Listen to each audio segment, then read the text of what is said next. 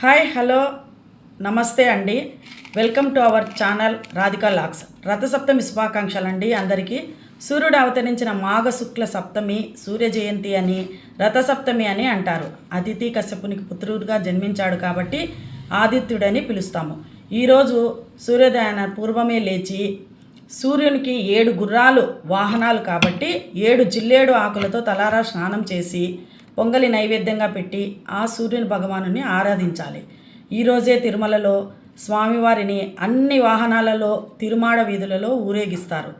రథసప్తమి రోజు ఏడుకొండల స్వామిని దర్శించుటకు మహాభాగ్యం. ఇదే విధంగా తిరుమల తొలి గడప అయిన కడపలో రథోత్సవం వైభవంగా జరుగుతుంది. సాయంత్రం తిరునాళ కూడా జరుగుతుంది. ఈ విధంగా సూర్యభగవానుని ధ్యానిద్దాం, ఆయన కృపకు పాత్రలగుదాం. మరొక్కసారి రథసప్తమి శుభాకాంక్షలు అండి అందరికీ. బాయ్ అండి అందరూ. మా ఛానల్ను లైక్ చేయండి, సబ్స్క్రైబ్ చేయండి, షేర్ చేయండి. Bye friends.